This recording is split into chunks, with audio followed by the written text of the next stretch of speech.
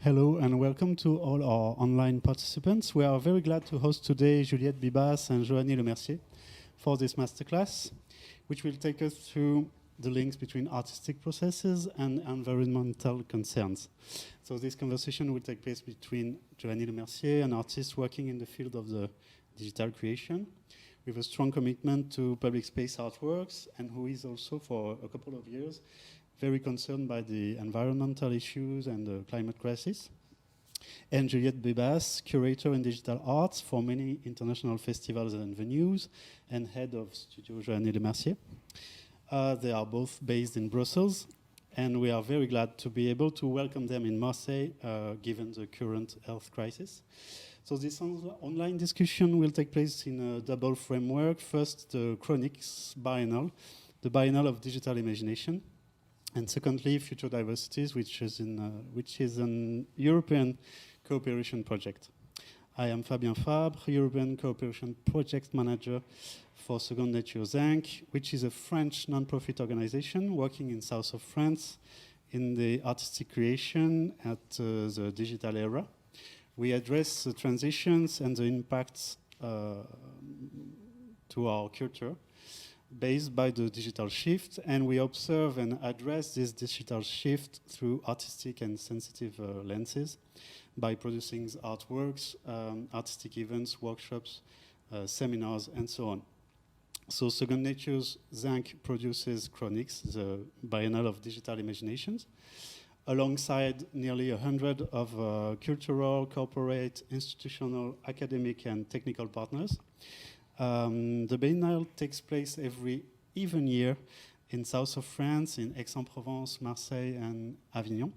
And every odd year, we run several satellite events in the whole south region of France, on the French Riviera, for instance.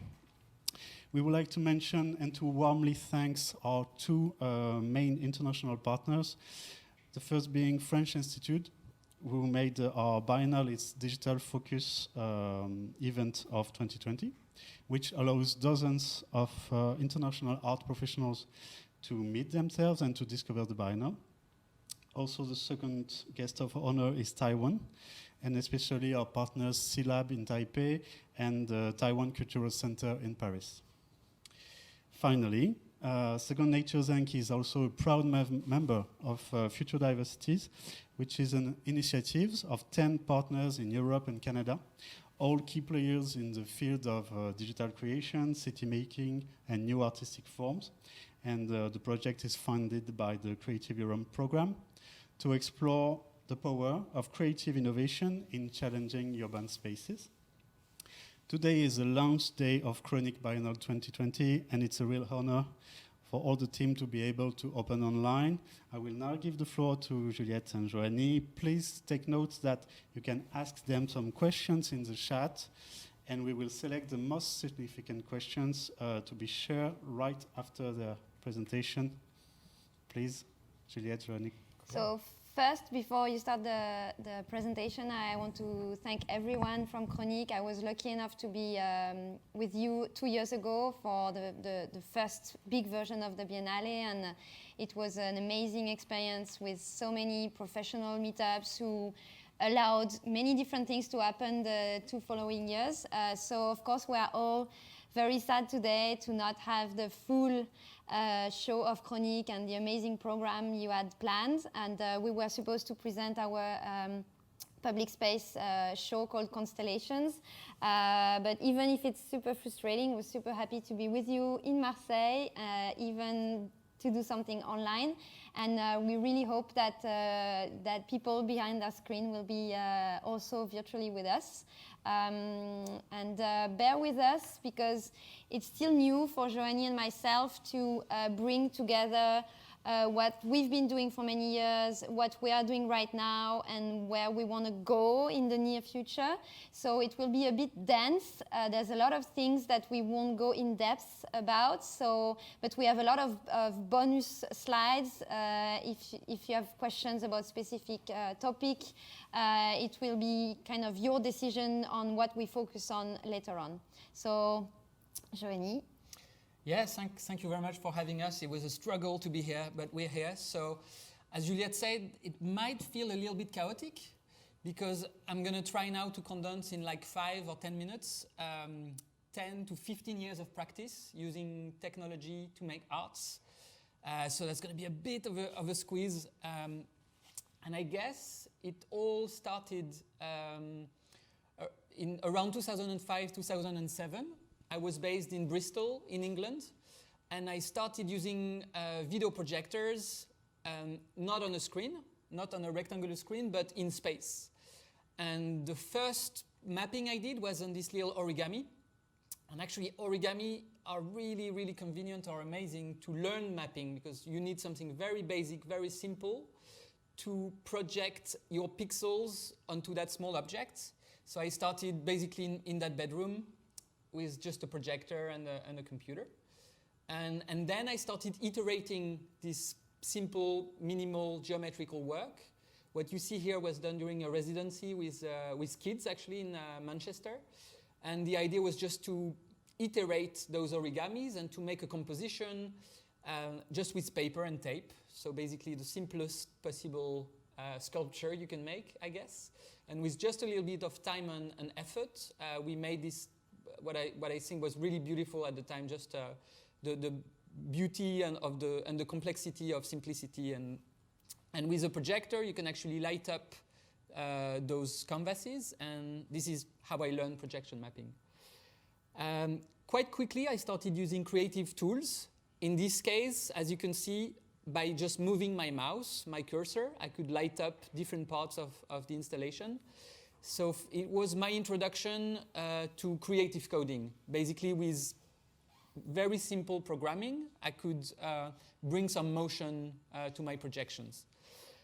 Quickly after that, I started touring with those installations. And I guess I moved from being a VJ to being more of an artist, presenting my work in Biennale and in museums and in this kind of context. This was a collaboration with Visomat for Club Transmedial about 13 years ago. That's I feel old now. I also started working with other artists that have similar approach. We called ourselves anti-VJ. We were all VJs, but we wanted to get away from those sort of cheesy 3D effects. So anti-VJ was for us a play on word and something quite half funny, half serious about how we could use the light of the projectors in space on sculptures as opposed to on a screen. The art market, I guess, or the art scene was not very interested in projection mapping. And actually the music scene, the music industry was a lot more interested. So we did a lot of music festivals like Nuit Sonore, where we actually extended our sculptures to a bigger scale, and we started doing this stage design. This is Ricardo Villalobos, who later that night climbed the sculpture and fell through because it was plaster. So there was, I guess, a new relationship between the musician and the stage design and the structures we were putting around them, which was slightly weird at the time.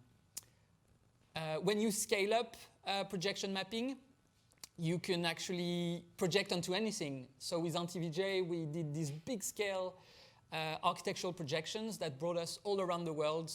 This project was in New Songdo City in South Korea. And they actually made a city from scratch on the ocean. And for the opening of one of the buildings, they invited us to project a piece. And our projection was really dark. It was about how technology is taking over cities and how if you introduce a glitch in the machine, then maybe the architecture itself could sort of lock itself down, or So this projection was interesting on the narrative aspect. Was a little bit about 1984 and the sort of society of control. So we did a lot of those projections from South Korea to Cuba, and this piece was shown at Art Basel Miami. Also as a way to try to break into the art world, into the art market, but it was a long process. Another format that we loved is the working on installations, where instead of having a building as a canvas, we built our own framework. And so in 2015, we were commissioned by Stripe Festival and Angélique Spanik, who's also a good friend now, to make a completely new installation. And it was the first time we had enough time to really think about the installation itself, but also how to build something that wouldn't be a one-off. After so many years of Joanie doing video mapping, that would be beautiful projects that would be shown 20 minutes one night to a couple of people, we really wanted to move to a more sustainable model. Sustainable in a way that we decided to build this project called Blueprints in chapters and made of different ingredients that could be readapted. So what you see now is the first version, kind of the full-on, where we can really build the installation the way we want. But the same year, we were contacted by Sonar Festival, who asked us for a live performance, and so we readapted the content for a live show with James Ginsberg on the side and Joanie more in the middle. Same year, we did another version, completely different, of Blueprint to be shown in a Nemo Biennale in Paris, and we were invited to do something in a beautiful church. And what was kept from the original version was really this central totemic screen, and then Joanie played with a mapping that was custom made for the floor. So for us, it's really a model that we try to always keep in mind and to develop, but also a model we like to question is to.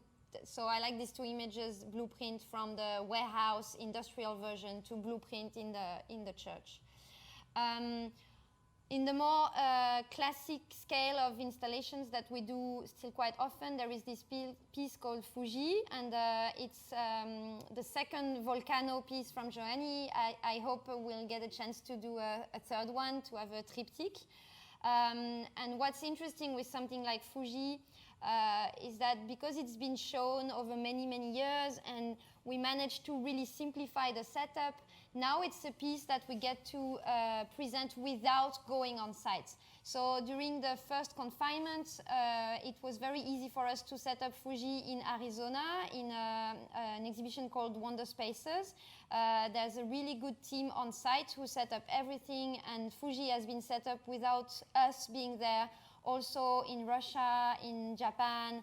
And for us, it's really something it's really a direction we want to explore, that it's not always needed that we take a plane, go somewhere, set everything up for many, many reasons, and we'll talk about these reasons later on.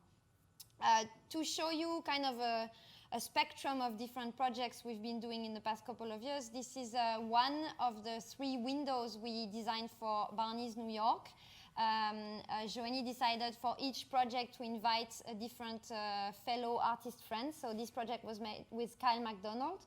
And for us, it was the first time we had this challenge to build physical objects. So it was a really challenging and amazing experience. And we really want to move more into the direction of making permanent architectural pieces, even if it's still very rare opportunities. So I guess the common link between all these projects is to like escape the screen. We have so many screens in our daily lives, from our computer screen or the TV we watch, or the smartphone. So I guess working with projection and light, my sort of goal has always been to get away from that screen and to sort of present geometrical works outside those constraints. And when we moved to our new studio a few years ago, you can see that's an early prototype I did.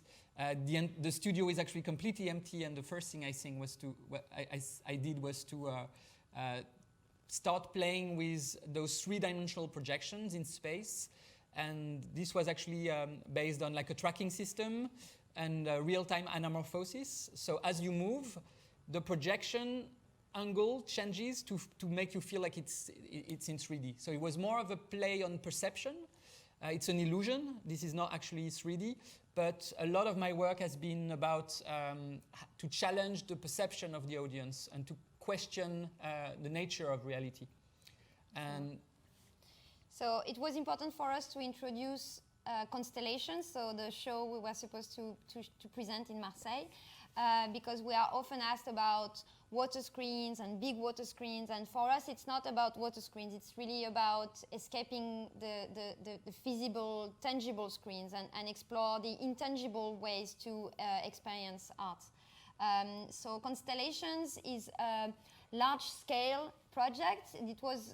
It's our first large scale that is not a big video mapping, and it's been wonderful to take this project in big light festivals and to present it to a wide audience.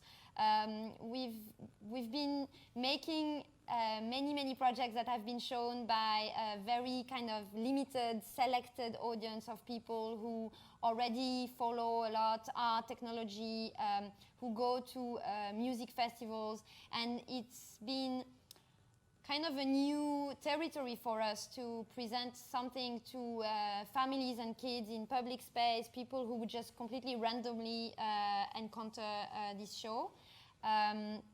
So what's great about Constellation... Non, mais je peux parler en même temps. What's great about Constellation is that it can be shown, it's a 20-minute show that can be shown by, that can be seen, often by 300 to 400 people every 20 minutes.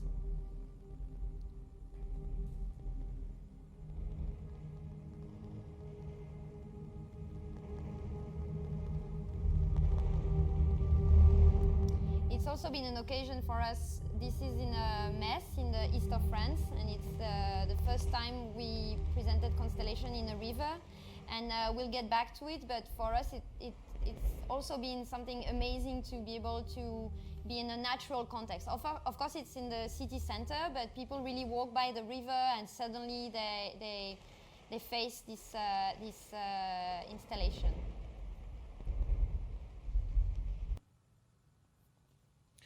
And after playing with water screens in that context, I guess one of the most beautiful things about Constellation is the texture of the water and the way the wind and the motion of the air sort of changes the way you perceive the images. So we've been working really hard at the studio to sort of reproduce that emotion or that feeling you get with water screens.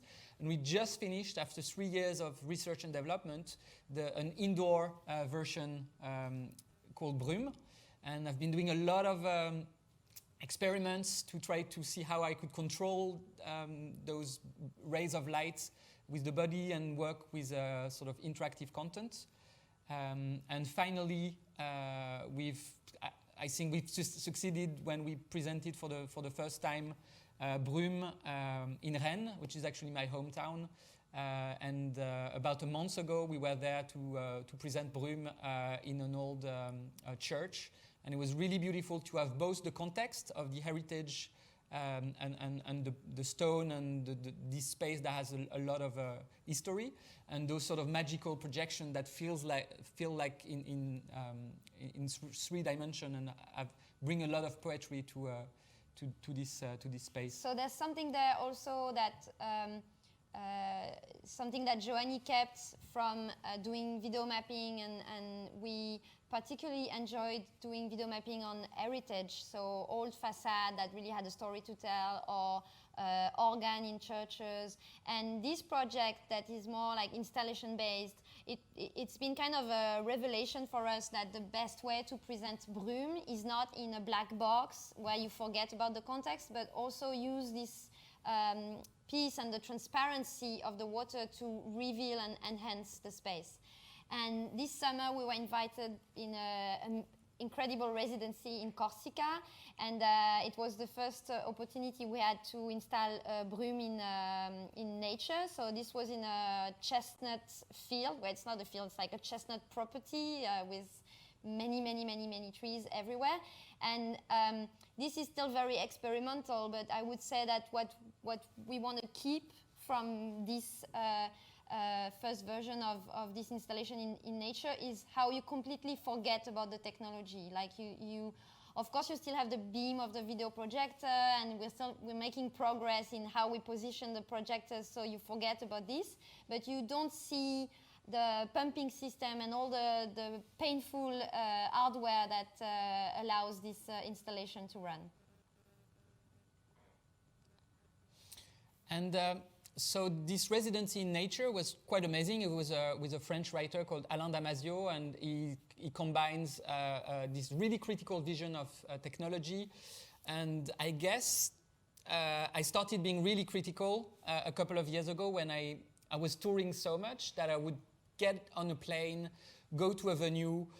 Most of the venues were black boxes inside buildings with a lot of projections everywhere. And I would spend most of my time going to a different country, to a different basement, just seeing those projections. And this picture from 2013 shows very much how I was somehow trapped in that technology. And it was fine. I mean, it was great to discover all that technology and all these places. But I was definitely spending all my time inside. I felt being inside a computer and being surrounded by this technology. And also when I was leaving to the hotel after long days of work, I would log into social media, and so I would spend my life inside a computer. So I had a bit of it felt really it felt too much. And I had this real need to go outside and to go into nature. And that sounds a little bit cheesy, but actually it felt like technology was too big of a part in my life. And I've always had that fascination, actually, for landscapes, and especially for mountains and the patterns you can see in nature, especially when you travel in planes, like I used to do a lot. And those constructions that are made by the sort of the forces of the universe that are pushing the earth and making mountains and volcanoes, that was a big fascination for me. So as I was lucky to travel a lot, I started extending each of my stay in a different country, and I would go really into the wild. I would go as far as possible from the cities and from the technology and the screens, and I would be mostly in deserts where you would see no trace of life or human being, or even, that's a good example, this image 2 years ago in the Mojave Desert. And I love to find myself in the middle of these sort of really sort of desertic, dystopian landscapes. And I would still bring a little bit of technology with me. We can't see very much on this picture, but I brought a little robot that helps me making drawings. We'll show those a little later.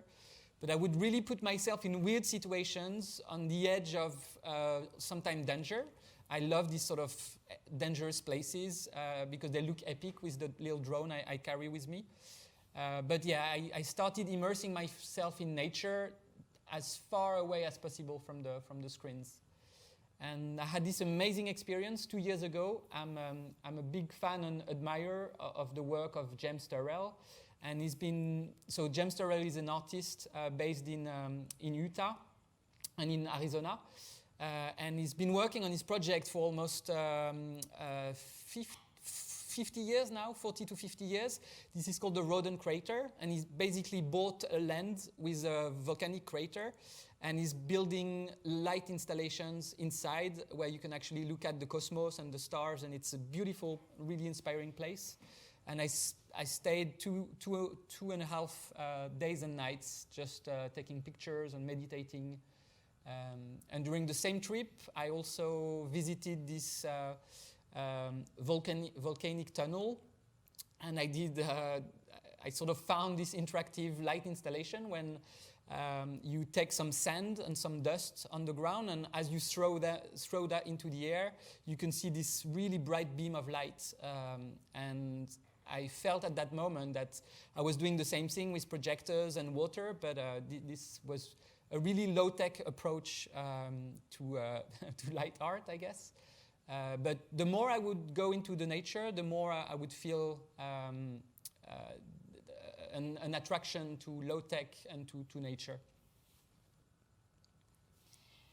So it's a bit difficult, I imagine, to follow us because we keep doing a lot of back and forth. And I thought at that moment, after Joanie told us about his relationship with nature and the need of it to kind of balance how we are way too much in tech, I think it's also nice to remind and make this mirror with some artworks and art installations, so you can see the obvious links between the epic nature and some projects we made. So this is a commissioned project, and because it was commissioned, we were asked to do some realistic landscapes that are not in Joanie's usual aesthetic. But you will see that because we were challenged to do that, we kind of came back to it later on. This is a series of plotter drawings. In the past 3-4 years, we have been working a lot with plotter machines and well, we won't get too much into details, but the more you work with plotter drawings, the bigger you want to get, kind of to be able to reflect this epicness of nature in the many, many thousands of lines drawn by this machine. This is a wallpaper piece. So when we made these first landscapes, like the Fuji one I told you about earlier, it was not very detailed. So the way we make it is we draw the landscape by hand. But the more Joanie wanted to go into a high level of detail, we had to move from hand-drawn to wallpaper printed that come to life with video projection. And in this installation, I hope you can see the connection with the commission project I showed you just a couple of slides before, where you started playing with this hyper-realism of the snow and the texture, and that was also because every time you want to do something new, you will potentially learn a new software that will open many new doors. Sorry, no transition there. Okay, so that's going to be so this now will be completely different, and you might see a connection later on. But that's the blue screen, like no transition. Now is the shock, the largest coal mine in Europe, an hour and a half from Brussels. But I guess, yeah, in my work, there's a lot of interest on how can I represent nature, and how can I, with technology, represent the beauty of nature and the sublime. And I've been sort of chasing these amazing landscapes all around the world, a lot, especially in the southwest of the US, but also in Asia. I've been climbing the Mount Fuji, and so I've been obsessed by big, impressive landscapes. And there's one big, impressive landscape that I've never heard of before, and it's right here on this map. It's actually at the very sort of center of Europe. It's really close to Amsterdam, to Brussels, and to Cologne, to Köln in Germany. And it's the most dystopian landscape I've ever seen, and it's just outside where we live. So if you look on Google Maps, if you search for Ambach, and you zoom in, you find this big hole, and it's almost impossible to understand the scale of this. It's actually 8 kilometers long and 5 kilometers wide. Because you can put Manhattan with... I think, yeah, the entire island of Manhattan fits inside that big hole, including all the buildings, because it's a very deep hole. So I couldn't quite believe or understand what this was about, so I went there with my drone to sort of see that amazing landscape. And of course, as you drive from Brussels to Germany, you start seeing a lot of smoke. And it does look like nuclear power plants, but it's actually the same cooling towers, but it's coal. So the most polluting way to produce electricity. And actually Germany, which I thought was sort of green and, you know, on the way to sustainability, they still use mostly coal to generate electricity. So it feels very gloomy and really dark when you get there, because it feels like this looks like the Mordor from the Lord of the Rings. So you can see this big hole with the coal, which is this black area in the middle. And in the back, if you look closely, you could see 3 power plants, which are the most polluting in Europe as well. It kills a lot of people because the fine particles and the chemicals in the smoke, which are actually invisible, it actually kills a lot of people. So when I first saw this, I was a little bit in shock, but it was also beautiful because the colors and the scale and everything is a little magical, and it does look a little bit like Mad Max. I think it's the same color tones, and if you do color grading, which I used to do a lot, it's the same sort of color tones that you find in deserts and in these landscapes that I really like. And you see this little metal thing in the middle. It's actually the largest machine on Earth. It's 200 meters long. It's 100 meters tall. And yeah, it's just the biggest machine that humans have managed to create. And it's removing the soil layer by layer to access the coal that is actually 400 meters below ground level. And in order to remove those layers, you have to remove everything that is on the ground. So you have to cut the trees and the forests. You have to break the villages. You have to get rid of everything. It's a little bit like Le Néant in the never-ending story. I remember when I was young, I was petrified by this idea of the end of a world where nothing exists anymore. And this is what I felt when I got to the edge of the forest. And it's interesting, actually, there are a lot of activists trying to stop the destruction. And this picture, I think, is quite amazing. We'll talk later about imaginaries and how stories can help us create like a better version of the future. But there are activists in the trees. They build tree houses, and they are just living there because while they're here, the trees can't be cut. It's as basic as this. So instead of doing protests in cities, they decided to do protests on site and to block the machines and block the destruction. And this looks like a scene from Robin Hood, and going there on a regular basis was amazing. This is actually Danny Bleibt. It's a different forest in Germany, but these activists, which are the same group of people, they are protecting the forest to prevent a road from being built.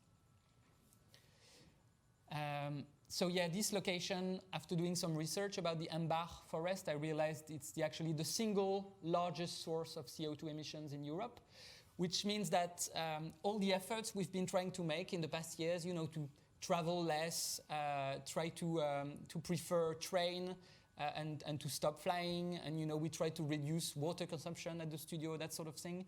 When you look at what this mine is doing just outside Brussels, it makes all our efforts really insignificant. So that's why I feel we need to do both individual action and also collective action, not just to save the forest, but also to save those communities. This cathedral was built in 1893. It's a big church, actually. It's the Church of Immerat, and it was destroyed a year and a half ago. For the only reason is that there is coal underneath. So the German authorities have been just excavating the village, pushing everyone outside their homes. They've been also excavating the cemeteries to take the bodies out and to sort of move them to a different cemetery. And to be honest, when I saw those scenes just in the middle of Europe, I was so shocked that I think my life as a creative coder doing projection and stuff, suddenly I realized the challenge that exists around us and things we don't really pay attention to. So I try now to use my drone and the technology I'm familiar with to sort of help those communities and bring awareness. I brought my drone to the last mass of Mannheim. This is a different village. Now, the entire village has been razed. Yeah, I think it's important to say this is a different church. Yep. It's not the one you just saw. It's another one that will be destroyed, but they don't tell you when because they want to avoid protests. So first they do the ceremony that desacralizes the church, and then when nobody's there to watch, they will do the same as the one in Immerat. So yeah, I guess that's the one moment 2 years ago when I realized that life wasn't just about doing projection and traveling around the world, but there might be some issues and some things social injustice and racial injustice and a lot of injustices in the world, that maybe the tech community and artists could actually use their skills and knowledge to maybe bring some change. So we kept just one slide on the Autodesk situation and how for you it's a battle that you've been fighting a lot over the past couple of months, this relationship and how Autodesk is connected to Embark Mine. If you want to know more about it, we can come back to this specific case study. Can you sum it up? Yeah, so it's very symbolic. I've been using Autodesk tools for a decade, I think, and I think they're doing amazing software. Maybe for people who don't know about Autodesk. So they do AutoCAD, Archicad, all the software you use when you're an architect or when you sort of build cities, and also they make Maya, like 3D software to make animation, video games, so and it's films. only cool stuff. Pretty much mostly cool stuff. And when you go on their website, they advertise how green they are and how they bring change and beauty to the world. When actually, by accident, I found this PDF that shows that the Autodesk software are at the core of the coal mine. They provide software, but also training, expertise, and basically they run the coal mine. So when I realized this, I was very surprised. So it's a long story, but I got in touch with the CEO, and he deleted all the evidence, and now I've made a website to sort of bug them up. So yeah, but for me, it was just the symbol of tech companies are pretending to be green, and actually they are the one running the mines and destroying villages. And it's also the same as this shock that this coal mine was only an hour and a half from Brussels. Autodesk was also something very familiar in our daily use of softwares. It was not like another bad company, right, like another bank or another insurance company. It was something we knew from close. Yeah. So what do we do now about this big coal mine? Can we do anything even? Because that's of course, you can't just shut down a coal mine and it's very difficult to have any impact on those places. Until you hear about Ende Gelände and a lot of other activist groups like Extinction Rebellion or Friday for Future, they actually do stuff. They, instead of just protesting, Ende Gelände, they go on the train tracks that are bringing the coal to the power plants, and they block the trains so the coal cannot access the plant. So I followed them last year, I think, and I bring my drone, my projectors, and my sort of equipment as a projectionist just to support what they do. And with actually a lot of journalists and other activists and artists and musicians are more and more joining them. And I shot this video with my drone, and I'm now working on a film to sort of document their actions. And I must say it's been incredibly inspiring to see people taking direct action. I think direct action now is probably one of the solutions to bring change to the world, because of course spending a bit of money on Greenpeace every month or doing a protest from time to time is not a bad thing, but it's not going to stop those big CEO and those big companies. So I think direct action is really empowering, and as a visual artist, like capturing visual images to show what they do, and those images are incredible. You can see down there in the mine, there are the police cars and the police trucks. And here on the top corner, you can see the police running because they're trying to block those young people. And those scenes are just amazing in terms of symbol. So I've been following them and we like on a regular basis. To say that what we produce is visual art. Sometimes it's audiovisual, but it's always visual. And we are in a society of the image, and we are still learning how to properly use this metaphor. But we like to mention the metaphor of the judoka, using the weight of your opponent to kind of make him fall. So it's just the beginning of this being more than documenting, but it's already happened that after one of these actions happened, you were contacted by one of the NGOs to share your images because they needed something to show the world what happened and what they were doing. So it's not just us documenting to then use the images in our work. It's really both ways.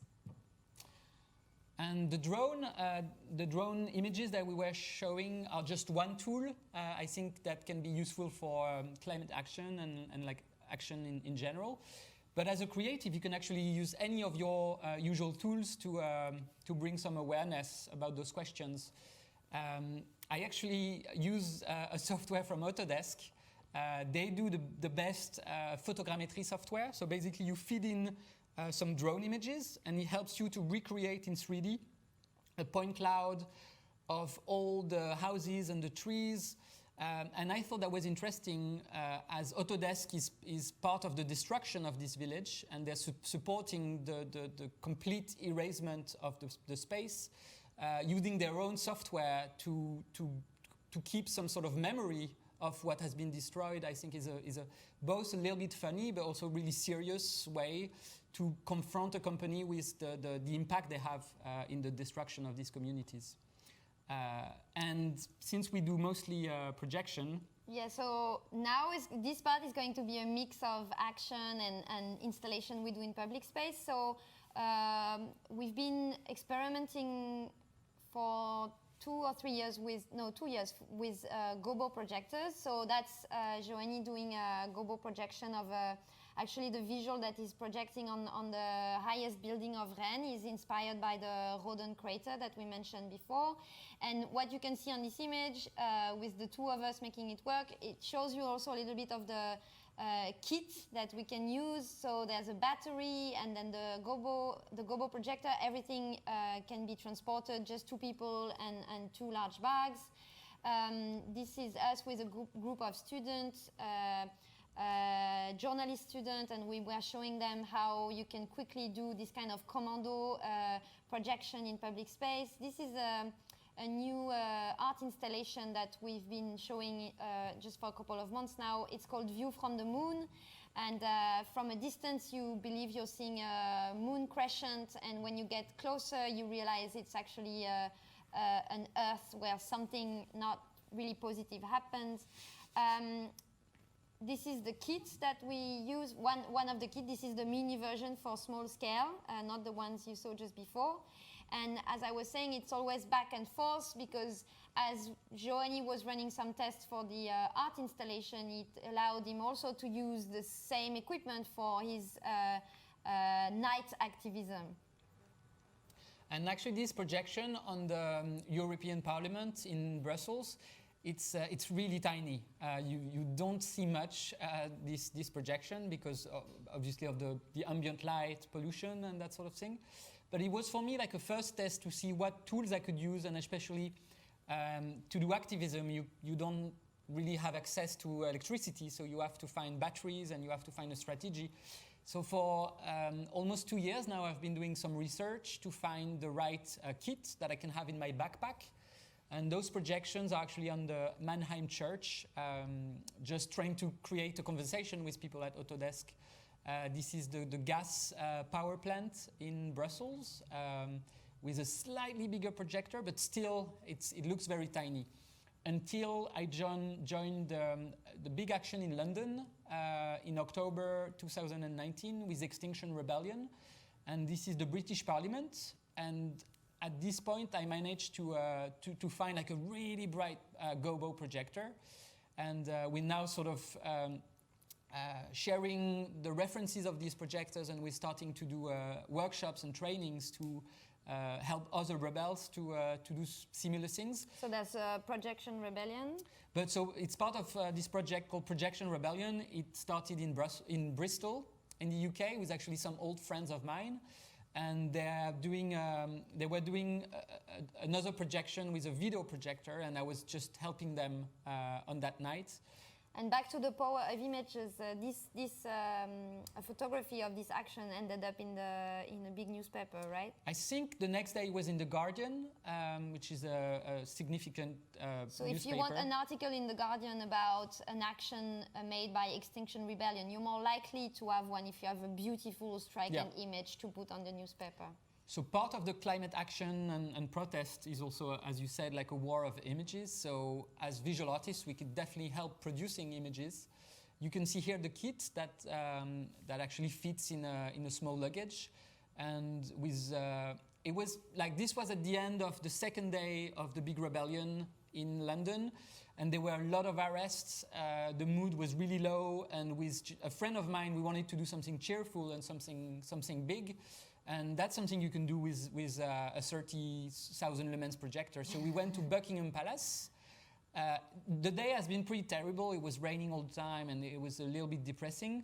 And we actually set up the projector, and we did this projection on the facade of Buckingham Palace that lasted about 2 minutes before the Secret Services started running towards us.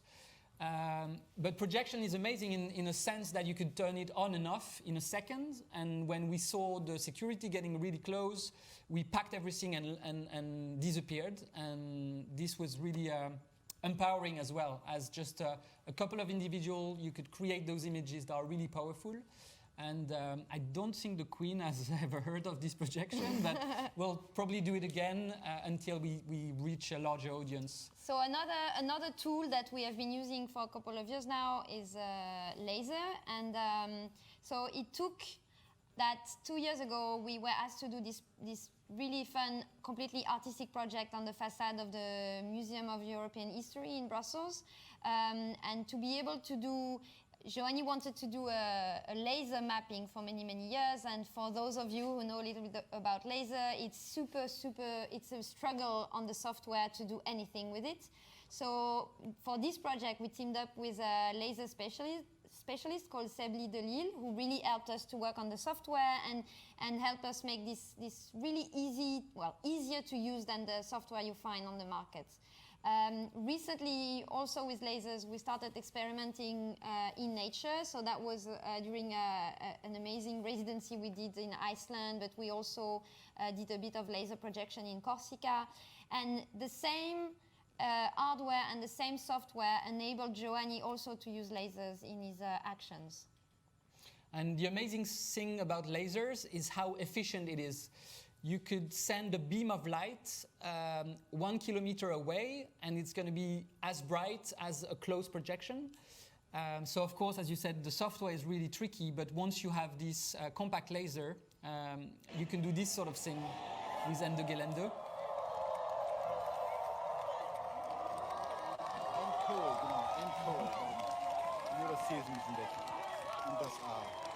The downside of lasers is that on the image side, it's really difficult to film.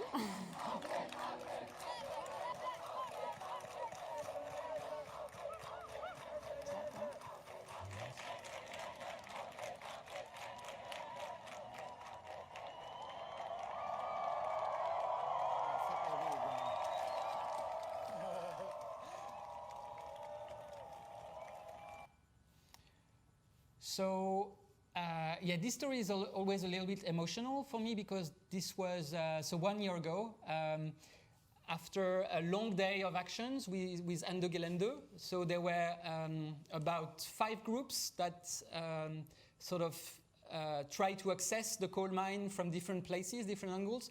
And this group of about 2,000 people, they managed to get into the mine, and they were cornered by the police in this little corner. And there are like 2,000 people down the mine with the police, and they're being arrested, and they're being put in mobile prisons.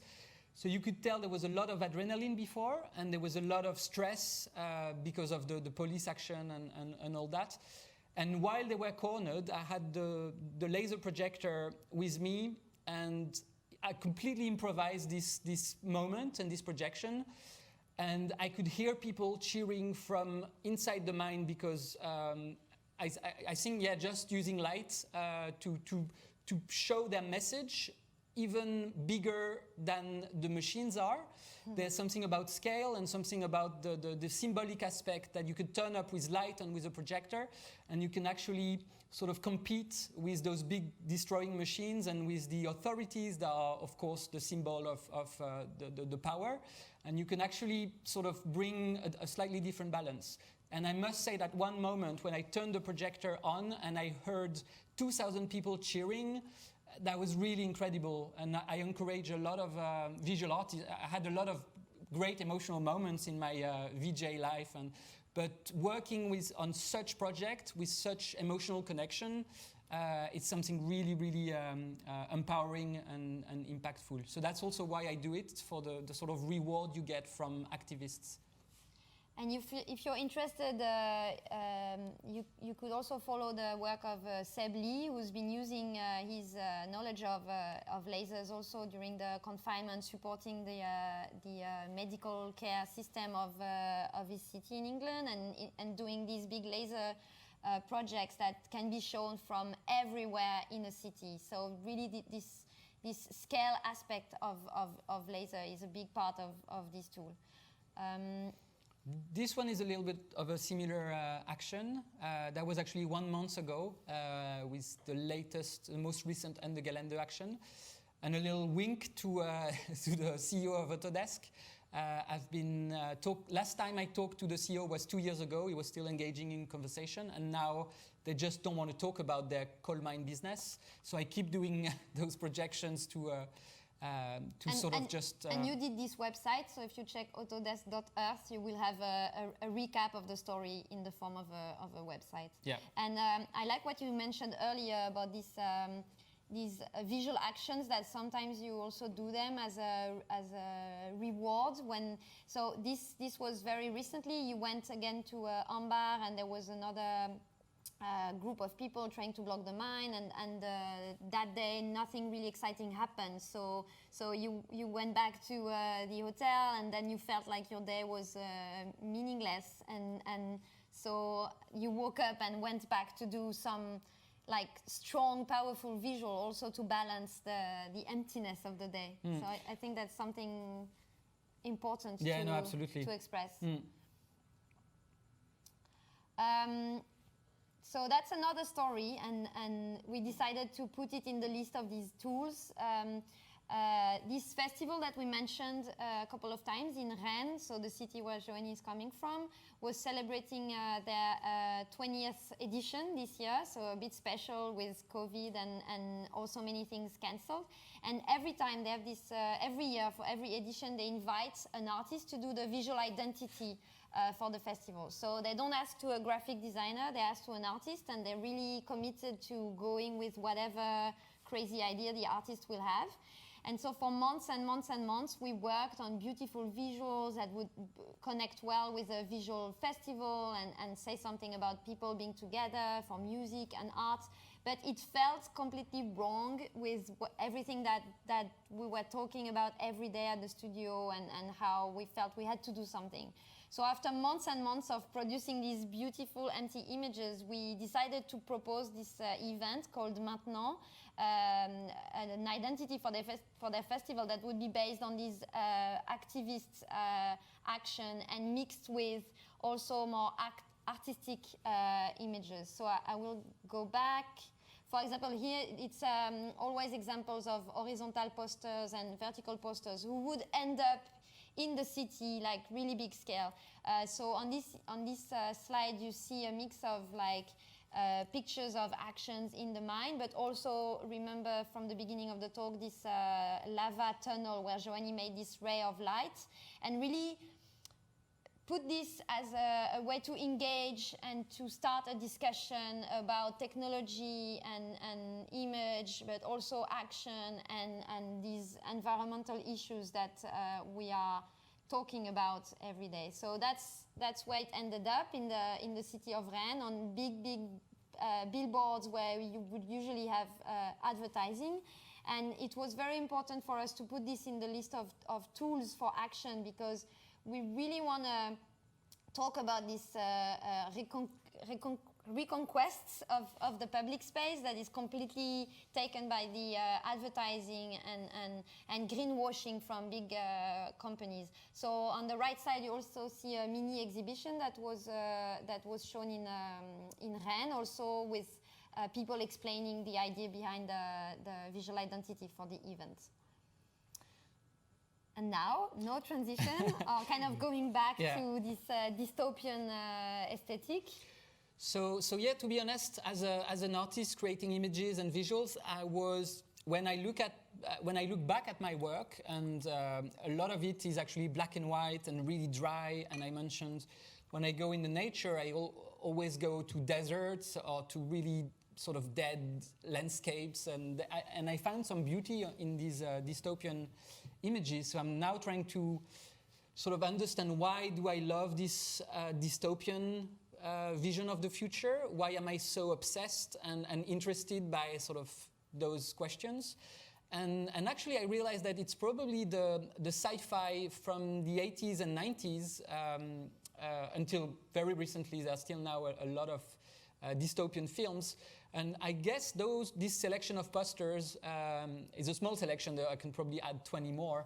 But the one common point you have between Mad Max, Waterworld, Matrix, 12 Monkeys, 2001, Akira, it doesn't end very well. And the future that is being depicted, let's say Akira is probably my favorite. The future that is being shown in Akira is actually so gloom and so dark.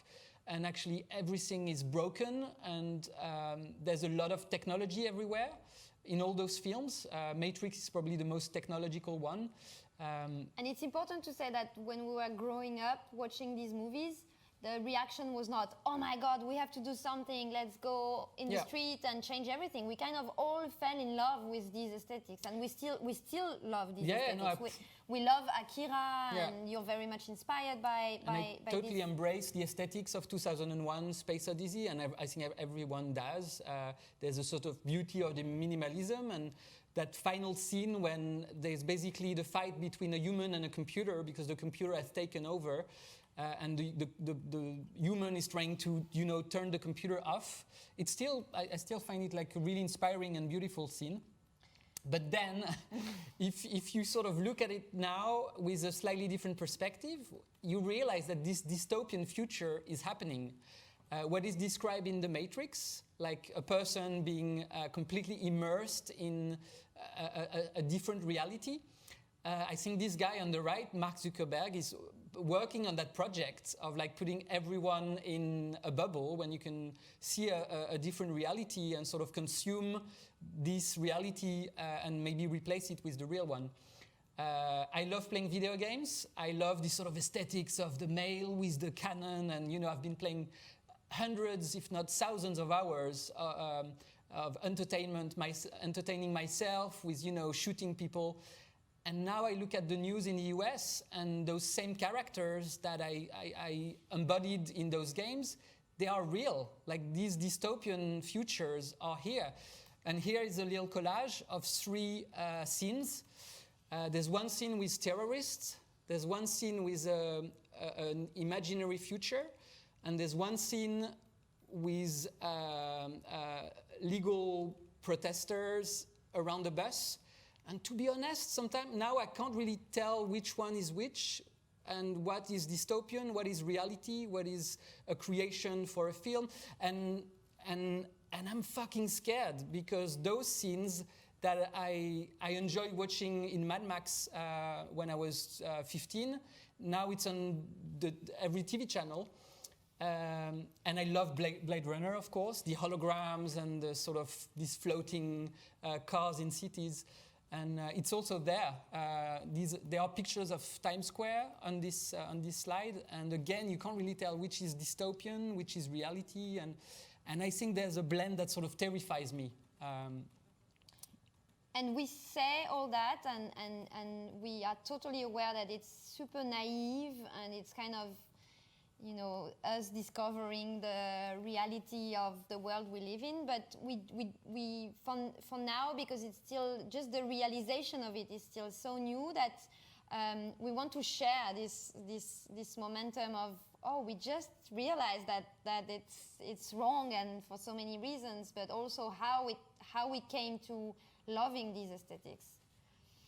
And as a reminder, I really wanted to now come back to a couple of images of landscapes that Joanie produced for some of these artworks. So to be also very transparent about how we enjoy producing these landscapes with no human, completely deserted and empty. Yeah, I love the beauty you can see in those images. I love the work of the painter Caspar David Friedrich, and he was always picturing what he calls the sublime. It's those amazing landscape when the grandeur and the scale of the landscape and the mountains is so beautiful, and there's this famous painting with a silhouette contemplating the fog, and that's what I love, this sort of romantic vision of this nature. But now if I look at the reality, the previous picture was produced 5 years ago, and 2 years ago I discovered this landscape, the mine of Ambar. And it's not actually an imaginary dystopian space. This is reality. This is how we produce electricity in Europe, still now. And confronting my vision, my sort of naive vision of this sublime and this sort of dystopian landscape, I'm now realizing that we live in this sort of dystopia now, and I found it fucking terrifying. This is the real-time CO2 emissions. But so to kind of end on a more not positive, but at least to say that we want to open new doors and we want to work on new imaginaries, creating new storytelling. So last year we started a project called How Many Trees to Make a Forest in this residency in Iceland. And it started, well, it was kind of everything at the same time, but we had a chance to plant 400 trees on a big land. So these are our small trees, and this is me planting those trees with Joanie. So today we can give you a little lesson of how to use a potiputki. Potiputki is a great invention from, is it Norway or Denmark? I never know. I'm not sure. It's this big metal tube a that country you use where to... they planted thousands of trees. So this is the first 3 steps, and this is the next step. So very easy with a potiputki to plant many trees. And so with Joanie, we had this idea of making a forest, and we really use all the tools that we know. So this is the part of the land we decided to use to plant these trees. So we did some photogrammetry with the drone, and then we did a quick Photoshop simulation of the shape we wanted to give to our forest.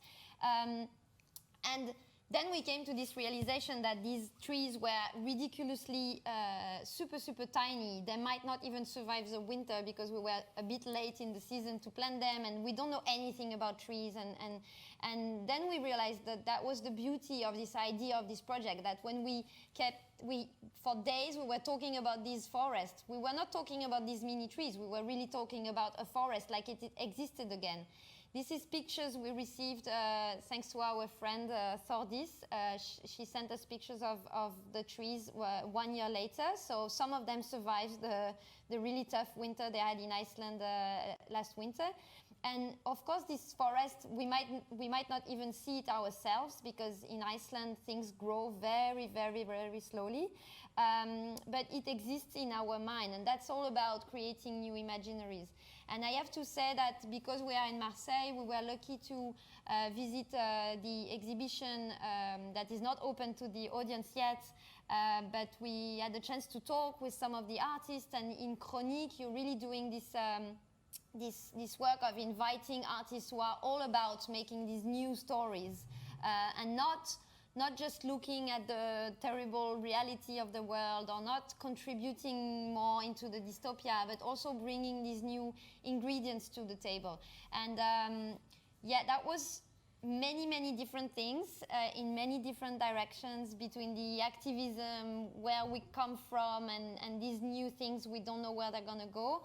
But we hope you manage to grasp some of it and make your own recipe, because that's really the motivation for us to share all of that, and Joanie is sharing also resources, references of what batteries you should buy if you want to do action. So it's really about sharing those realizations, sharing those ingredients, but for each and every one of you, doing what you know to do. Doesn't matter if you make a website or if you're a great, I don't know, engineer, and really do your thing. So that's why I think the common word is like take action, because it was part of the realization for Joanie that giving money to an NGO is not enough, like not anymore.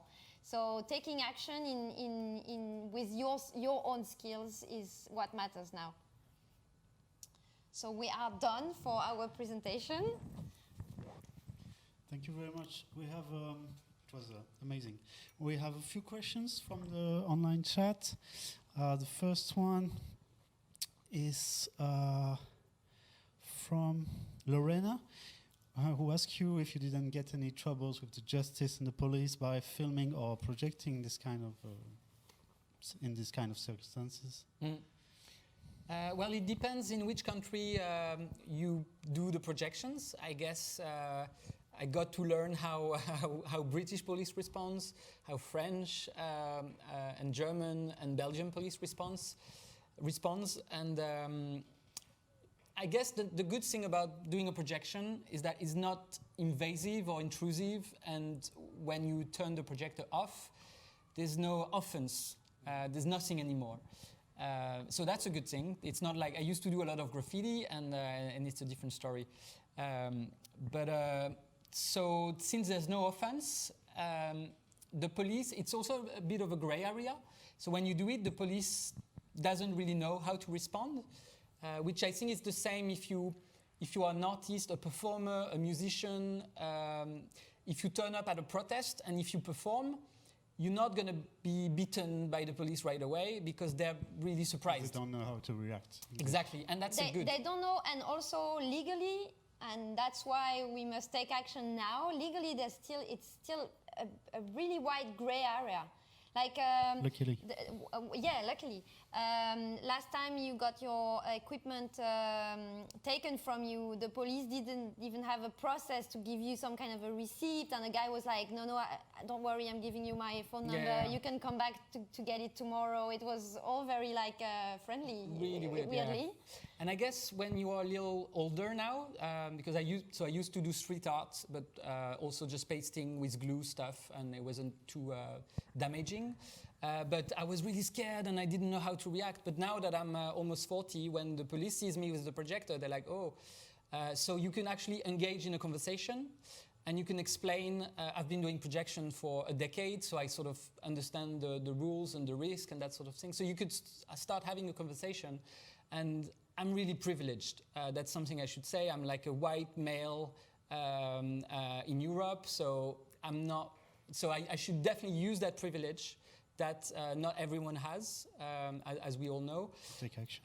So yeah, use that privilege if you're in a similar position, if you are not, if you don't have like, I don't know, financial problems, or if we're sort of stable and we're fine. So I can actually take some risk, and even if I sometimes go to prison for 24 hours for a garde à vue, it's not a big deal. I don't have, kids or so. I feel like people in the same position should really try to do something, because of course not everyone can take that risk. And in the same topic, we have a question online, which I will complete by myself. Technical question: could you share the references of the projectors and the mobile projection gear you're using? And also, I will complement by asking you: do you plan to share this knowledge in order to spread the power of acting? Yeah. So now I'm starting to get organized with other friends. So it's not just me doing projection. Thank God, there are a lot of people in a lot of different countries who are also using their skills and their knowledge. So you can follow us on the Instagram of Projection Rebellion. It's a small group now, but we're growing.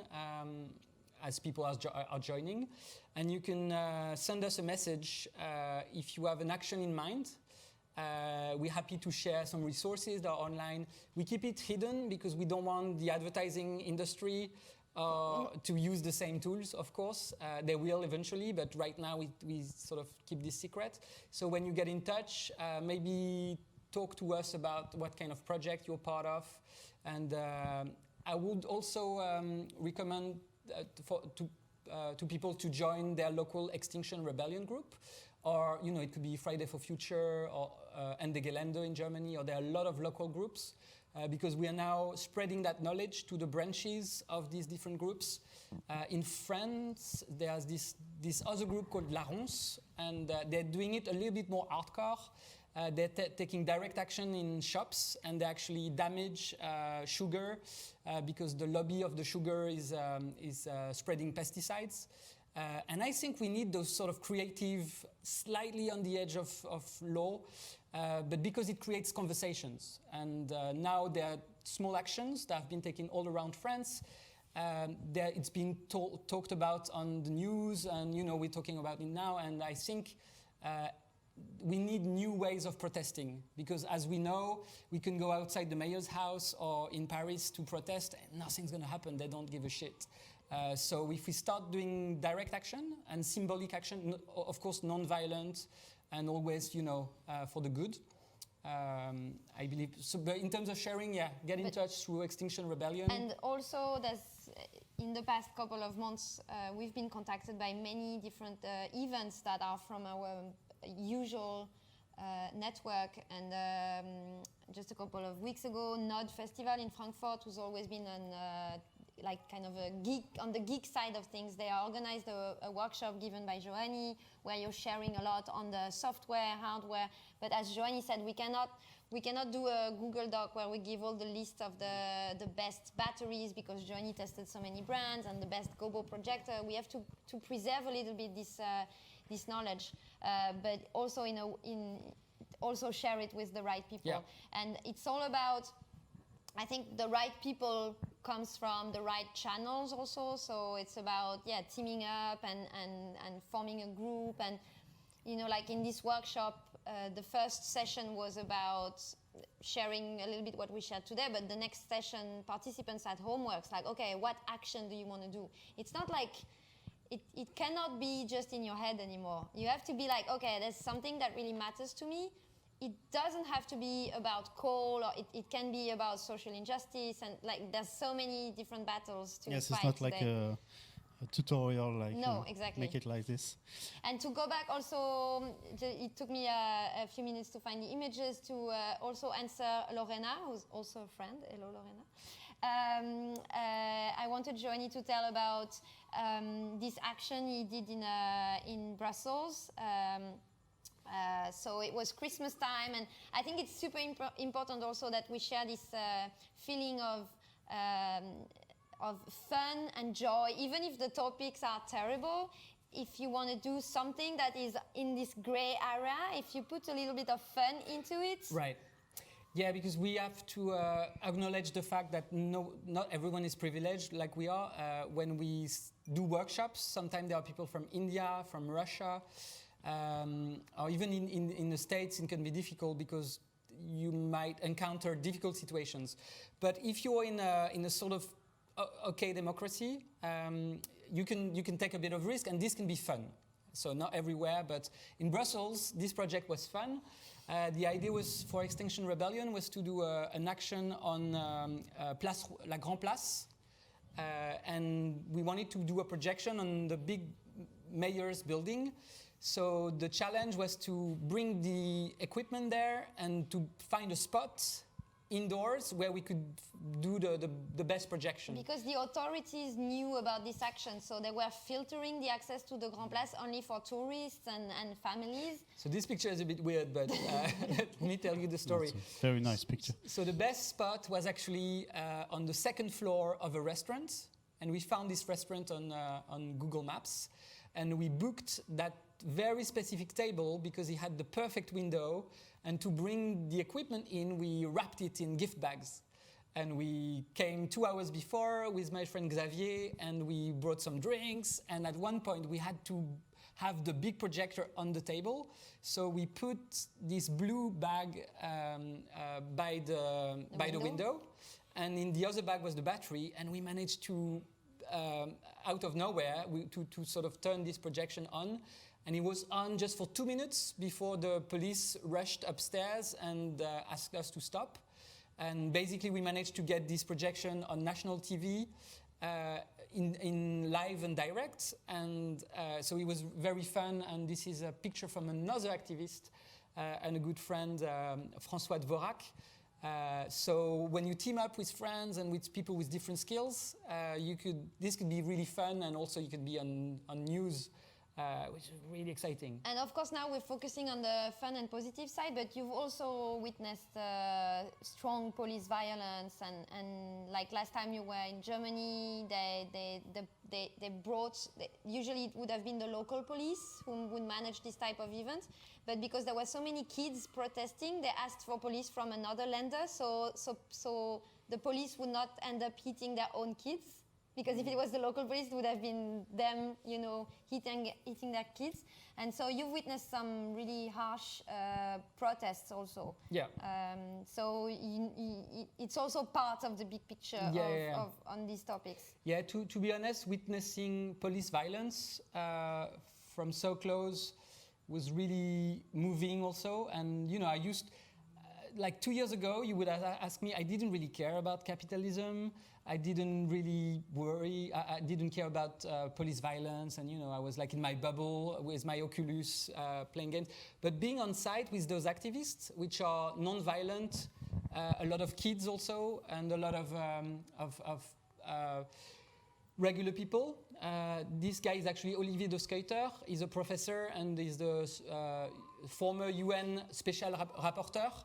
And he was trying to engage with the police because he's very concerned about the potential famine we might have if the climate change continues and if we don't do anything.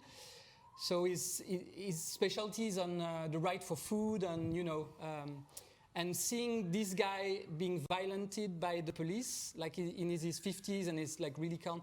So then you realize there's a real problem with police violence. And, in France, we had firemen beaten by the police. The Gilets jaunes are being beaten. Even doctors, which are luckily with us with this pandemic, they were also beaten by the police and violently and brutally attacked. So now I really feel about those problems, and I feel like I had no interest about politics for 35 years of my life. But once you realize how bad, in such a bad state, democracy seemed to be, when you see like a child being beaten, it's a bit tough. So it's difficult to stay the same. And so we have a question asked by Hugo, who asks, do you feel you couldn't make art again without the willingness of being militant? So that's a good one. Now you switched and you can go back. That's a little bit what. Okay, that's a little bit what happened with this this invitation from Maintenant Festival, but that was mostly because in the end it would be everywhere in public space, and we thought so. In Rennes, we also showed Brume in this theater, and it's just beautiful geometry, and we still want to make installations that are like minimal and beautiful. But sometimes it's gonna feel like the wrong context and the wrong channel to just show some beautiful imagery. And that was the main blockage for you. It was like, but it's gonna be like these huge posters in public space. I don't want to just do like pretty shapes. But you still want to do things Absolutely, that are meaningless in a way. But that's a very good question. It sort of questions the meaning I put in my work. And to be honest, when I do just beautiful geometric patterns, this is not going to change the world or solve any of the problems ever. It's still good to have some beauty in the world, but now I couldn't make just the beautiful stuff and not think about the state of the world. And that was a big realization for me, is when I do when I use projectors, computers, and when I fill a room with light and projectors, it also conveys an ideology. And that's new for me, so it's difficult to talk about it. But the ideology is that one. I'm an artist. I need projectors, computers, equipment that will be irrelevant in a few years because they will not work probably in a few years because of the system update. So if I do the promotion of these beautiful things and this overconsumption of technology, I'm also participating to the fall of the society. Of maybe the civilization will fall if we keep consuming without even considering where the power comes from. That to do a projector or computer, you need to do extractivism. So the mine that I'm fighting against, when I buy a computer, I'm actually helping mines in Chile. And if I ever buy an electric car, the batteries come from mining. So this is fucking twisted. So now that I'm realizing, I'm like, okay, so what do I do now?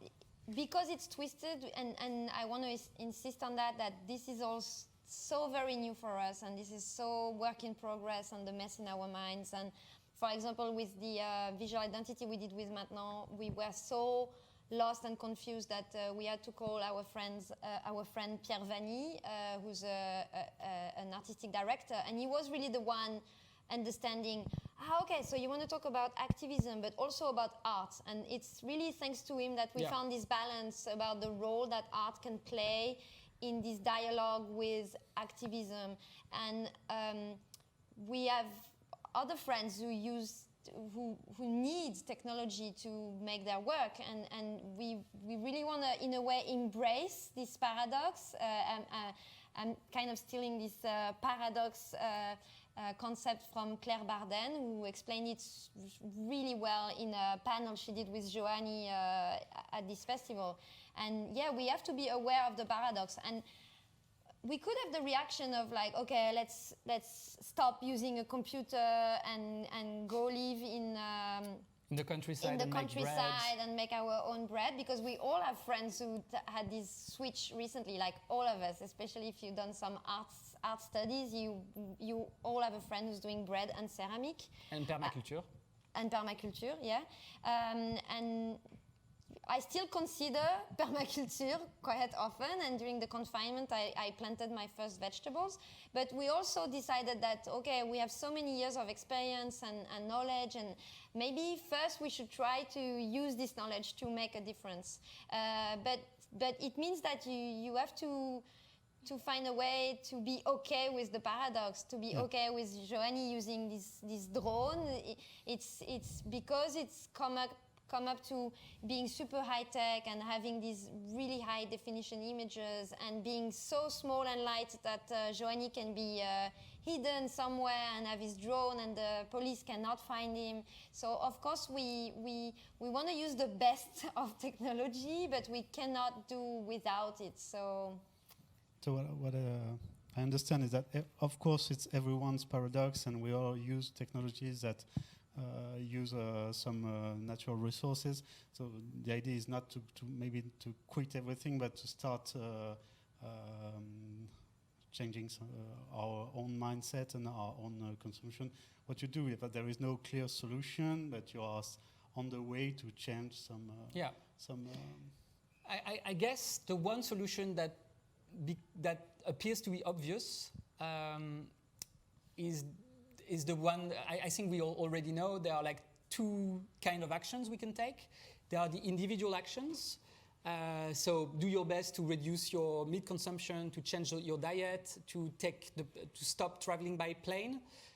It's inconvenient. It's not difficult. I think it's very important that we recognize this. Even if our economic model was based on flying, it's not difficult. Like, what is difficult is like feeding your family if you have a difficult job, that sort of thing. We are so privileged to even be able to fly that quitting flying is just inconvenient. Mm-hmm. So you have to take the train, you have to take less projects. We are now considering more and more sending a lot of projects without going, and that's not difficult. So that's the individual action. I think is we all know all the different steps. And then what I think is really important for the individual actions to not remain insignificant is that we work together collectively, and that's what Extinction Rebellion is about, and the Gelände and all those groups, to get together and attack the big polluters, the power people in charge. Like, we know now that politics is just a big joke. The amendment for the nicotinoid in France has just been voted again, so we're going to have pesticides tomorrow for many years again, when we know that this is killing bees. So we need to fight those people. We need to use any technology or any tools we have, and we really need to stop the ecocide from happening. And protesting is fine, but we need other modes of action. So I think collective activism, and Laurence is doing something interesting, and I think we need more creative things. There's this amazing idea of just making stickers and putting stickers everywhere with messages. Like, if you take a vending machine and if you put a sticker that says "en panne," like not working, then no one's going to use those machines, and there's no damage being done, there's no risk. And if you put the same stickers on the sugar thing saying information about the nicotinoid and the death of bees, you could have 10 stickers in your pocket, and you can make a big difference, because 10 people are going to see it, talk about it, etc., etc. And I think that's low-level risk actions, and that's inspiring. I think it's also, for us, there is this duo. So Joanie is very much excited about the actions, and the way it was some new slides in our presentation, this Mad Max references, but when we share something like that, we want to share it as an example of how it's built so much of how we imagined the future when we were in the 80s and 90s. And we believe that now artists have a similar role to play in also showing alternatives. And what we do is too much niche to be considered pop culture, but what is amazing in pop culture is the booming of positive science fiction, people like Alain Damasio, but you have the same you have like successful writers in the US and in England, and how we have to produce these images of an alternative between what we are in now. And I mean, we all enjoyed looking Black Mirror, and it's scary how close it is to reality. But we also have to propose alternatives to these aesthetics that we've been completely surrounded with. And if you remember this slide that I was showing earlier about those visions of the future, one thing I just realized, but it's obvious now, is that all those heroes that are in Mad Max, Waterworld, Matrix, THX, 2001, it's just white males with guns, cars, and motorbikes. And as an individual, they actually defeat, they survive in those worlds. I think this story is so outdated and bullshit. And now we need stories with, that represents more the society, the diversity of people. And I think this male hero with a gun is just ridiculous. Out of date. And we are very glad you talk about those new narratives and imaginaries you try to build, because it's at the very core center and the main point of our Biennale. So thank you very much. We will be back maybe later. I don't know if we have so much time left, but maybe later we will come back on about energy consumption and what we can change on our daily basis. We have a question from Chris, who says, I'm interested to hear how you see creating crypto art as environmentally sustainable. It's my understanding that most blockchain technology is incredibly energy intensive and contributes to heavy pollution. I love your work and thank you for what you do. That's a very good question. Maybe it's necessary to explain what crypto art is, so people understand why the question. It's a bit of a trick question. Yeah. So crypto is a new market. You all heard about the Bitcoin a few years ago, and now it's becoming this sort of new shady world where there's a lot of speculation and the price goes up, and that's mostly what we hear about. but there are also other types of currencies and also different types of transactions. And there's a new market for artists. It's called, it's using Ethereum, and basically you sell digital files. So it can be an image or a video, an animation, and in this new market, people are buying that. And there's a lot of traction. So actually last night I did my first release of crypto art, and it was really successful. We sold out, and we made a lot of money in just one night. And this has an environmental impact that is really significant. So when people ask me about a month ago, I didn't know what to respond. So what I did is because I don't really know about energy consumption, I had no idea about the values. And so I spent half a week just going through the bills we had over the past years, and I did some graphics, and now I understand my own consumption in terms of electricity. So there's a blog post on my website with a lot of details. But basically what I found out is we consume 66 megawatts a year, and that's a lot. And in order to reduce that consumption, I need to invest a lot of money that I don't have, and there are no subsidies yet to reduce your own consumption. So I need to find some fundings to bring my consumption like much lower. So here you can see some graphs and some of the work I've been doing. So if you look at the graph on the right, you actually see the amount of energy we use. So 2 years ago we decided to stop flying, or to fly a lot less. So I've only been in one plane this year, when I used to be on 50 planes every year. So it's a big deal. It's a big gap. So now my flight, the energy consumption of my flight is almost zero.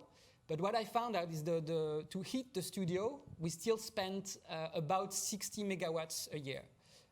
And that's a lot. And so it's important to say that you had to make some equivalent, because comparing a flight with cryptocurrency and heating a studio but it's important to say that it's so not transparent.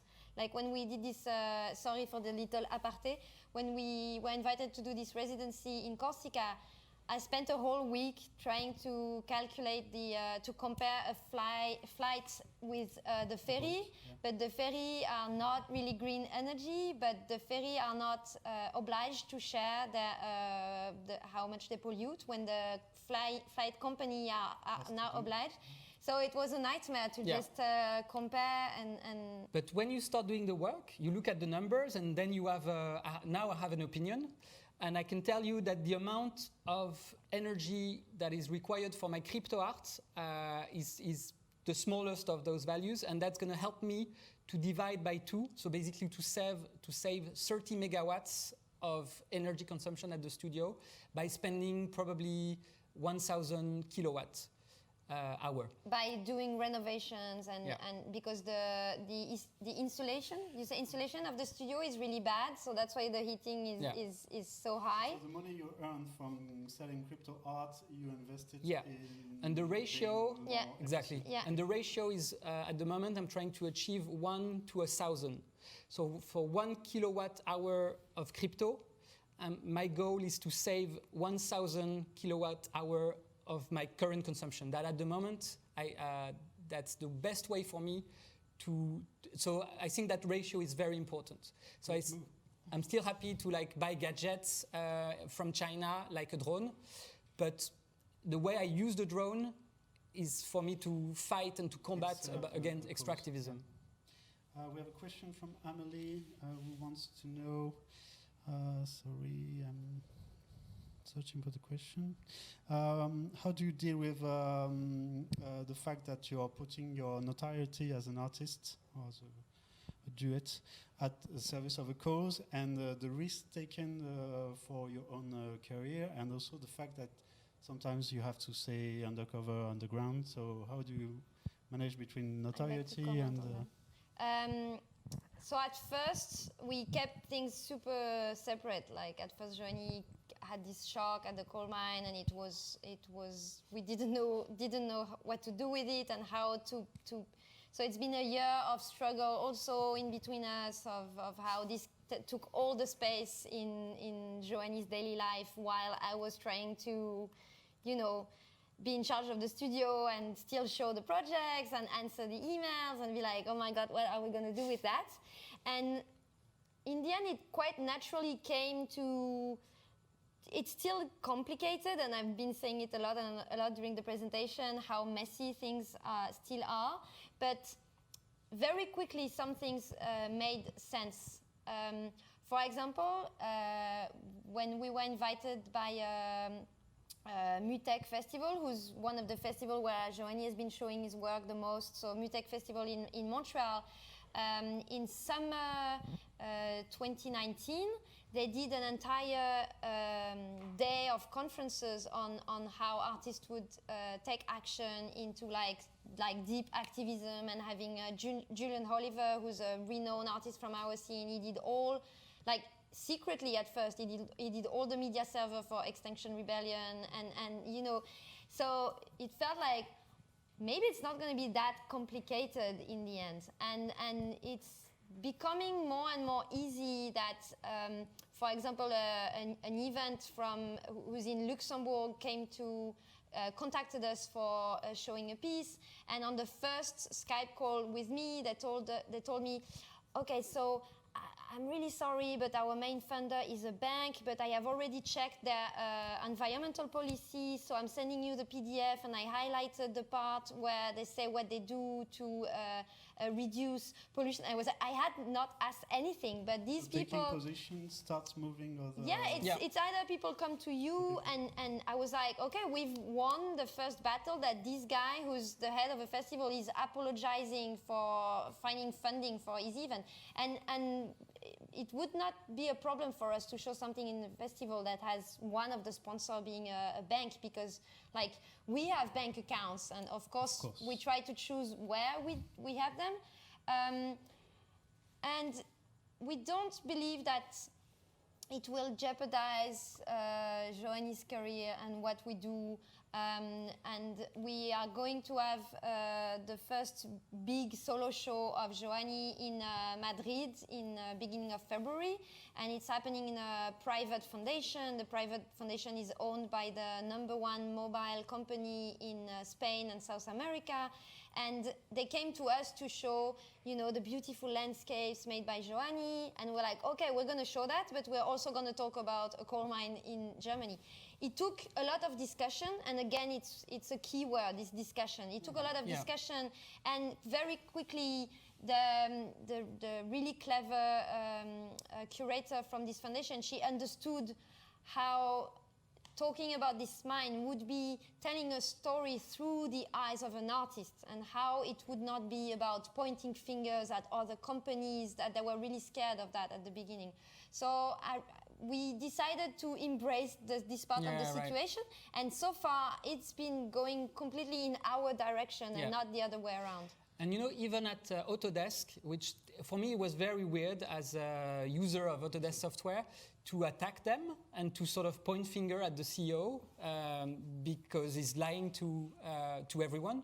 So it was a bit tough, but so I started this conversation with him, and he replied, and after he deleted all the evidence from his website, and I was so angry. That's probably the answer is, I'm so angry that I need to do something, whatever the consequences are. So I talked to someone from the foundation, and they consoled, and then they banned me from every forum, and now I'm blacklisted, so they don't receive my emails. But what we usually do are exhibitions. So Joanie decided to do a pop-up exhibition at Autodesk, beautiful images in Montreal. So I went outside Autodesk office, and I printed a lot of flyers that I gave to the employees, and the employees actually were really interested. They started engaging. Then the person at the desk called the police, and the police said, oh yeah, you should really continue because you were making a point. So we did a pop-up exhibition. All those drone images were displayed on the wall of Autodesk, and actually people, like the employees of Autodesk were a bit shy, of course, because we were sort of coming to their space. But the same night, I received emails from the employees, and they were telling how significant and important it is to and have... how you started the discussion inside the company, within yes. Autodesk. So, An but artistic approach to engage and to start the conversation, which can lead to many unexpected happy or Yeah, right. positive. And I don't believe there's a scenario where it would. Maybe a car company is not going to commission us for their next big launch, but we've already been saying no to these people. So it's you not don't like we're lose going so to much lose. and you win a lot. Yeah, Okay. exactly. Maybe one or two more questions. We have the chance to host an exhibition, a brand new exhibition from the artistic collective thisnovation.org, which I bet you know very well, and we wonder what's your thinking about their work. The principle of thisnovation is to address this question of the never-ending and very much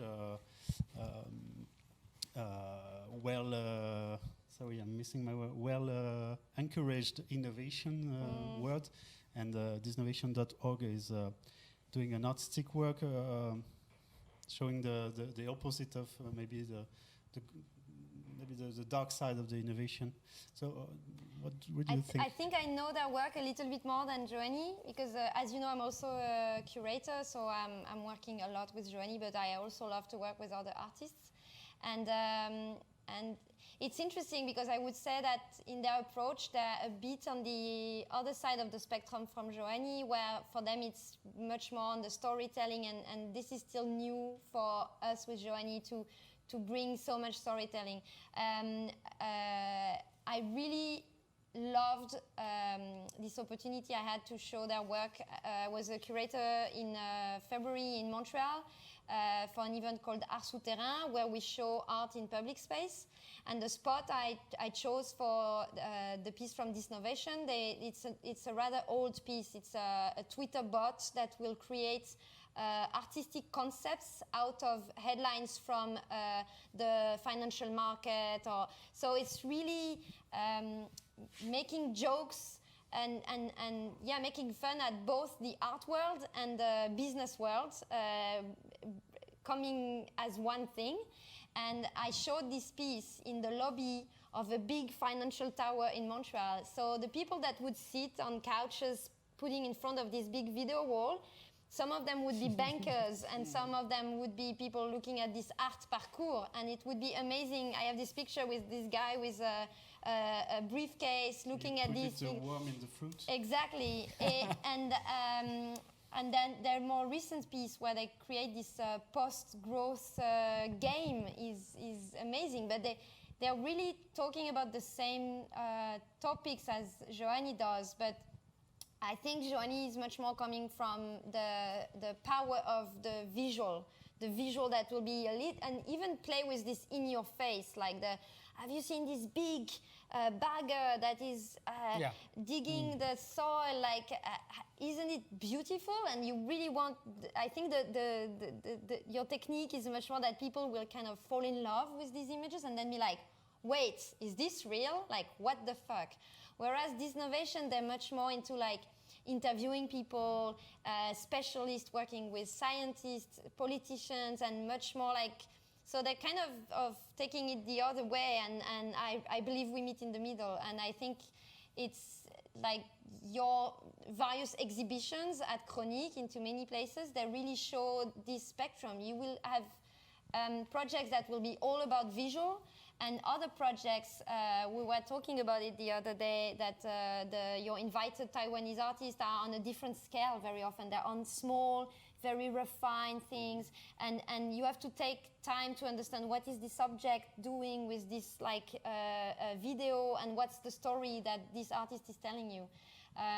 So I think it's a good thing to say that it's still okay to make beautiful visuals. It's one way to engage the audience, and there are many different ways. Different ways and approaches and diversity of approaches. Yes, that's what we believe in it at Chroniques. I think we're gonna stop soon. For ending on maybe funny ending, you told me about something with Will Smith, very weird things you worked on. Slides. Yeah. And after that, you will have the end word. Let me find Will Smith in the bonus. So it's part of the research we did at the studio to make this water screen. I did a lot of experiments, and I share a lot of those experiments on Twitter, and I show those experiments, and we had a call out of nowhere. Actually, it was a TV show in Spain that got in touch because they wanted to impress Will Smith. That was on stage for the show. So basically, we brought our experiment on this live TV show, and I got to meet with Will Smith, and he was really impressed, and he asked for Juliette's number because she's producing the project. He could call me anytime. I always have my cell phone because but you don't get not his yet. number. No, we're still waiting. No, but he has my number, so you never know. But that was amazing, yeah. But and I think it's nice also to show to end on Will Smith and to say that our life is not only all about coal mine activism and police violence. Yeah, and police violence. I guess the good thing when we never do commercial work, very rarely, and we never work for like car companies but sometimes we allow ourselves to do a weird project, and it could be one of those. It's also something very important to know.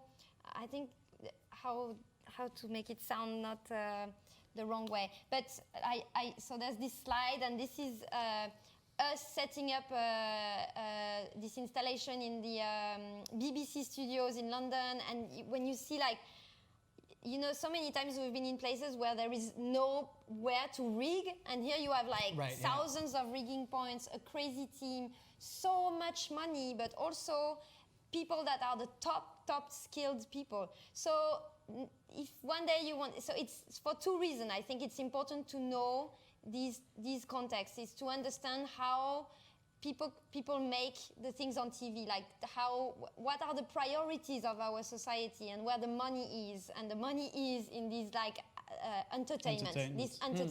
But it's also a great way to meet people that have crazy skills, access to crazy equipment, and you know, then engage at the coffee break and be like, really, you've done this video projection on the parliament. Next time you do something, call me. I have this like crazy projector sitting in my warehouse. And I really believe in these encounters, like that it can be a very small number of people who make a difference. And maybe, who knows, Will Smith could join the rebellion thanks to us one day. Who knows? And that's the weirdest conclusion to the story. And from what I heard, they say that artistic creation is a kind of a way of creating links between several communities and several point of view, like activists that we can imagine do not watch this kind of shows, but everyone is concerned by the same topic. So going in TV shows is a way to focusing attention maybe later on a more useful You're right. project. When we showed the water screen in Rennes, they're really good with welcoming schools and kids and people from a variety of contexts.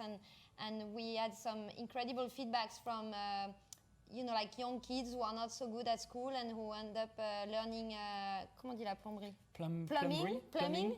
And they had like 200 questions about our installation, but in the end, it was not only about the plumbing. Like, for them, they really wanted to understand what kind of pump Joanie used, blah, blah, blah. But then the next step of their feedback were really like, so the depth is really interesting for the image. And as you say, you can reach, and we all know the magic, and that's something we missed with having no audience, is also how you can reach out to kids and in topics that they understand so vividly and so quickly. So, like, we didn't mention that, but that's another thing I wanted to share, this origami and pyramid. That was one of the first projects. Joanie used the first confinement to do these protocols, and you shared online how people could do the same at home. and hoping that it might be the first time that people who have a video projector at home would use it for The something. beginning of something. And for not them. for Netflix, but Yeah. maybe to project with their kids on folded paper. So we always come back to using these tools that we have at home. And I think with protests being more and more in our daily life, people understood that they have a great weapon in their pocket, and it's these cameras that are amazing to film everything. So yeah, that's the tutorial. So maybe now that we have another confinement, you can, if you have kids and a projector at home and you want to do something fun, we did this blog on the Origami Installation, and you just need like paper and tape, and I made those funny videos to show you the process, How to process. how to do the folding and everything. So yeah, if you have time in your hands and if you're home, maybe you can learn projection You mapping. don't need a software. Joanie did an online version where you can quickly do something similar. And So- it's also about sharing and being like super transparent and generous about what we do. That's the point, and I think it's a perfect ending, this knowledge sharing and creativity sharing, to conclude our conversation. Thank you very much. We hope the people will be able to come see you and visit the exhibition So do we. soon, Yeah. because it's really worth a trip to Marseille and Aix. Really good. And yeah, thanks for having us. Thanks to all the the team team. here with Yeah. the mask and the crowdy camera here. and the technical support. Thank you. That's how you Brilliant. do a professional Facebook Live. Cheers.